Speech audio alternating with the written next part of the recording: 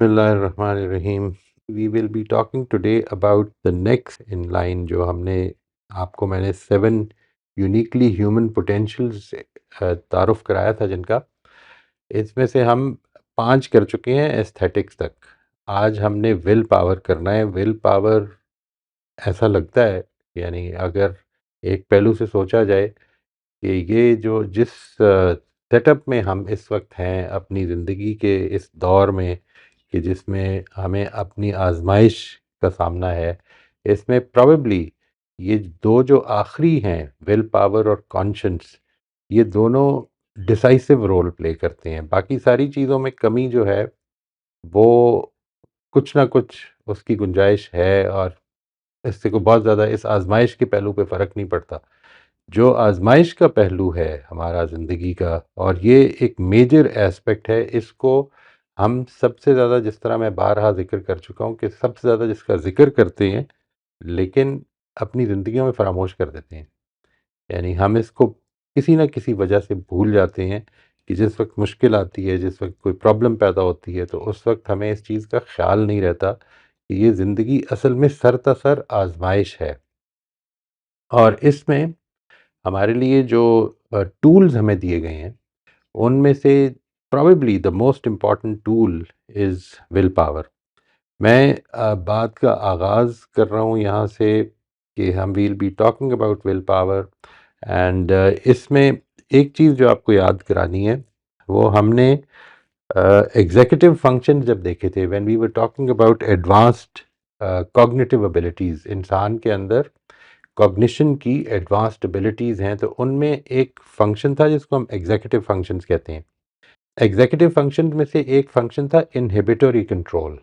Inhibitory control का मतलब ये होता है कि the ability to suppress impulsive responses and regulate behaviour. आपको अचानक किसी किसी चीज़ को करने का दिल किया, मिसाल के तौर पर कोई काम करते करते आपको ख्याल आया कि पढ़ते हुए, मिसाल एक स्टूडेंट जो है वो पढ़ते हुए तैयारी कर रहा है अपने इम्तिहान की, और उसको ये ख्याल आता है कि मैं ज़रा थोड़ा सा सोशल मीडिया चेक कर लूँ। ये इम्पल्सिव है, जो इम्पल्सिवनेस है उसके अंदर। अचानक किसी चीज़ का ख्याल आ गया, अच्छा ये करके देखता हूँ, अच्छा ये थोड़ा सा ये आज अपनी टेबल सेट करता हूँ, पढ़ने की क्या ज़रूरत है।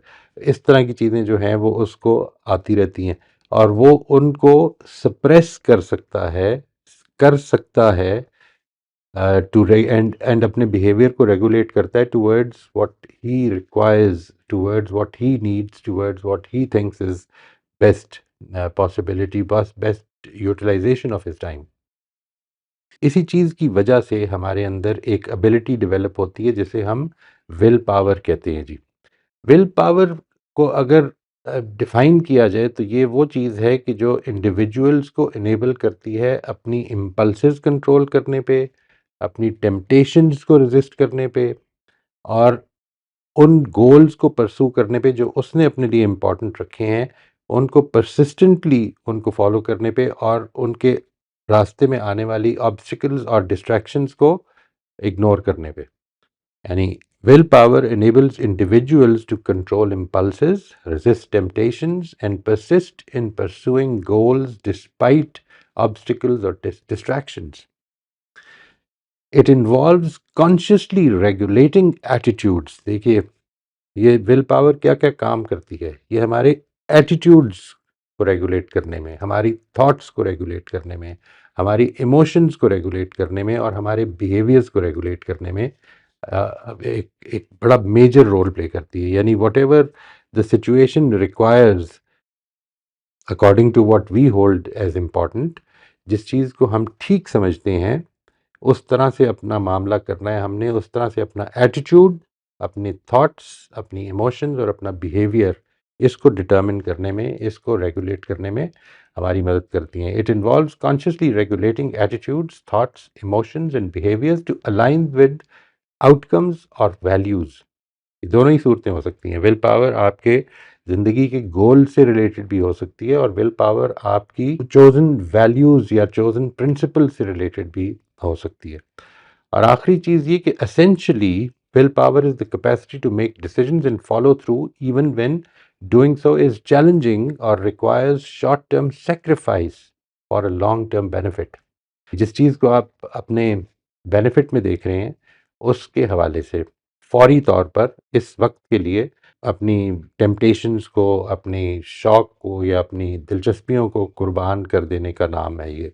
जिस चीज़ का फ़ौरन दिल कर रहा है करने का, उसको रोक लेने का नाम, क्योंकि क्योंकि ये मेरे लॉन्ग टर्म टारगेट्स के ख़िलाफ़ है। आपको याद होगा, मैंने जब कॉन्वर्सेशंस के ऊपर बात की थी, तो मैंने ये गुजारिश की थी कि इसमें हमेशा कॉन्वर्सेशंस का एक लॉन्ग टर्म टारगेट सामने रखें। लॉन्ग टर्म टारगेट्स इसके दो ही हैं। नंबर एक ये कि मैंने सीखना है।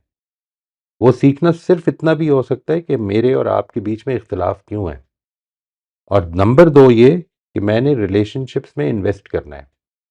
अब अगर आप इन दो चीज़ों को सामने रख लें तो कई मरतबा ज़िंदगी में ये सिचुएशन पैदा हो जाएगी, किसी ने आप पर एक बात कर कर दी है, कोई फब्ती कस दी है, कोई कोई मजाक उड़ा दिया है, जिसका आपके ख्याल में बड़ा जायज़ जवाब आप दे सकते हैं। लेकिन उन लॉन्ग टर्म टारगेट्स को सामने रखते हुए हो सकता है कि आप अपने आप को खामोश कर लें। ये जो खामोश कर लें है या काम खामोश कर सकना है इस वक्त, ये असल में विल पावर है।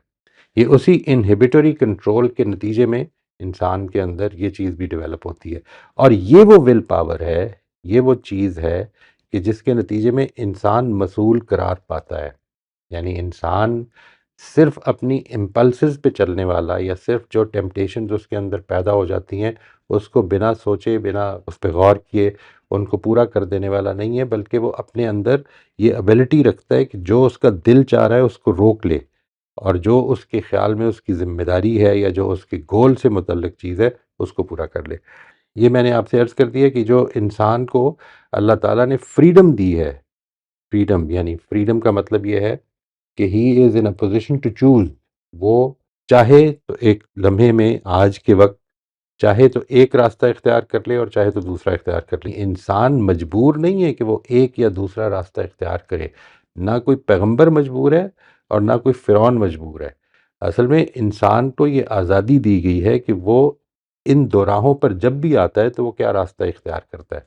और इसी के नतीजे में, इसी फ्रीडम के नतीजे में पैगंबर उस मकाम पे पहुंचते हैं कि हम उनको, उनके लिए जब भी ज़िक्र करते हैं तो दुआ करते हैं।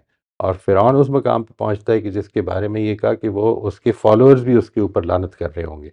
यानी ये वो फ्रीडम है कि जो अल्लाह ताला ने उसको दी, और वो फ्रीडम के साथ साथ विल पावर भी दी कि अगर वो चाहे, यानी सिर्फ फ्रीडम नहीं कि ये मैंने इसको समझ लिया है कि ये ठीक है और ये गलत है, बल्कि मैं ठीक कर भी सकता हूँ, बदतरीन हालात में भी कर सकता हूँ।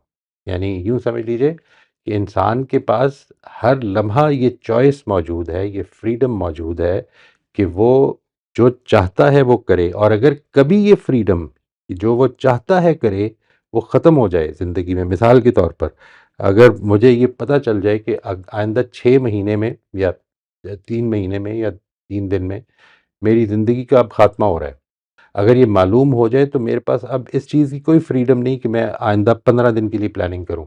लेकिन मेरे पास आज भी ये फ्रीडम मौजूद है कि मैं अपना एटीट्यूड क्या रखूं। यानी ये फ्रीडम इंसान से दुनिया की कोई ताकत नहीं ले सकती, कोई ताकत भी नहीं ले सकती कि उसके अंदर जो चॉइस है कि मैं और कुछ, मैं अपने बिहेवियर्स, अपनी इमोशंस, अपनी थॉट्स, इन सब चीज़ों पे कंट्रोल कर सकता हूँ और इसके नतीजे में अपने एटीट्यूड्स पे कंट्रोल कर सकता हूँ। मैंने जब इस पे गौर किया जी, तो ये मालूम होता है कि विल पावर जो है वो इंसान के अंदर 4 सूरतों में क्लियरली नमूदार होती है। एक, overcoming challenges. It is the ability to endure hardship, push through discomfort and stay resilient in difficult situations. ये वही चीज़ है जो भी मैंने आपसे अर्ज़ किया कि अपने एटीट्यूड्स को हम मॉडिफाई कर सकते हैं। वो डिफ़िकल्ट सिचुएशंस जो हमारे रास्ते में आ रही हैं, हम उनके ऊपर तो कोई ज़ोर नहीं रखते। ये उस आजमाइश का हिस्सा है कि जिसमें हमें जो वेरियस सिचुएशन से हमने गुजरना है, लेकिन हम उसमें क्या सोचेंगे, क्या फ़ील करेंगे, क्या एटीट्यूड्स रखेंगे, क्या बिहेव करेंगे, हमारा रिस्पॉन्स क्या होगा, ये हर लम्हा हमारे पास है, इसकी गुंजाइश है। इसके लिए जो जनरली टर्म्स यूज़ होती हैं अंग्रेज़ी ज़ुबान में, वो परसेवेरेंस है, एंड्योरेंस, रेजिलियंस, फोर्टिट्यूड, ग्रिट, इस तरह की चीज़ें इसमें यूज़ होती हैं। दूसरी सूरत वो है जिधर टेम्पटेशंस रेजिस्ट करने का मामला आ जाता है। आपकी ज़िंदगी में अचानक, जिस तरह की मैंने मिसाल दी, किसी ने कोई बात कर दी और आपका अब दिल कर रहा है कि मैं इसका मुंह तोड़ जवाब दे दूं, और आप चाहें तो रुक सकते हैं, चाहें तो रुक सकते हैं। आपको अभी दिल कर रहा है कि मैं ये कर डालूँ जो कुछ आपके दिल में आ रहा है, लेकिन आप उसको चाहें तो अपने लॉन्ग टर्म पर्सपेक्टिव को सामने रखते हुए अपने गोल्स के साथ कंपेयर करके ये सोच सकते हैं ये करना मुनासिब होगा या नहीं होगा, और उसके मुताबिक अपने एटीट्यूड्स, थॉट्स, बिहेवियर्स, इमोशंस, इन सब को मॉडिफाई कर सकते हैं। इसके लिए जो आम तौर पे टर्म्स यूज़ होती हैं वो self discipline, self restaurant, moderation, impulse control, self regulation, ये वाली चीज़ें हैं जी। इसके बाद तीसरी चीज़ ये है कि अपने गोल्स को जो हमने सामने रखा हुआ है उसके लिए the ability to stay focused, committed and motivated towards long term objectives. जो हमारे लॉन्ग टर्म ऑब्जेक्टिव्स हैं जो हमने खुद अपने लिए सेट किए हैं, उसके लिए रास्ते पर चलते रहना, चाहे वो कितना ही मुश्किल क्यों ना हो। और इसके लिए जनरली जो टर्म्स यूज़ होती हैं वो determination, drive, ambition, persistence, focus, commitment, ये वाली है। ये मैंने जो सिनोनिम्स आपको दे दिए हैं वो असल में ये बताने के लिए दिए हैं कि देखिए ये विल पावर से कितनी क्वालिटीज़ हैं जो इंसान के अंदर, जो पसंदीदा क्वालिटीज़ हैं, जो हम जिनके लिए हमने एडजेक्टिव्स बनाए हुए हैं, वो क्या क्या ज़बरदस्त चीज़ें हैं ये। और आखिरी चीज़ ये कि अपनी वैल्यूज़ और अपनी आइडेंटिटी, अपने मकसद, इसको सामने रखते हुए अपने आप को रेगुलेट कर पाना। The internal strength to uphold moral beliefs, principles, and self respect despite pressure or opposition. It especially includes maintaining a positive attitude in the face of unavoidable suffering. और इसके लिए जो सिनोनिम्स हैं वो है integrity, courage, steadfastness, fortitude, consciousness and virtue. ये सारी चीज़ें जो हैं ये विल पावर ही का नतीजा है। हम ये है जी हमारी विल पावर। अब इस चीज़ के बारे में you have to be very clear कि विल पावर बेसिकली ऐसा नहीं कि कोई लाजमन अच्छी चीज़ हो। यूँ समझ लें कि विल पावर में ये नहीं है चीज़ पाई जाती कि वो लाजमन आपको ठीक रास्ते पे लेके जा रही हो। एक आदमी इस चीज़ के लिए बड़ी मुश्किलें झेल सकता है कि मैंने एक अच्छा चोर बनना है, मिसाल के तौर पर, उसके लिए बड़ी मेहनत कर सकता है। तो आखिरी चीज़ जो हमारी अब आएगी वो डायरेक्शन देने वाली चीज़ है कि हमने जो मामला करना है वो इंसान के अंदर ये पोटेंशियल भी है कि वो डिसाइड कर ले कि वो क्या करेगा, अच्छा करेगा या बुरा करेगा। विल पावर दोनों में यूज़ हो सकती है। Will power is a neutral thing, it can be use. मिसाल के तौर पर ये कहा जाता है, बड़ा मशहूर है ये, कि हिटलर एक बड़ी स्ट्रॉन्ग विल पावर का आदमी था, उसके अंदर एक बड़ी रिजिलियंट आदमी था वो।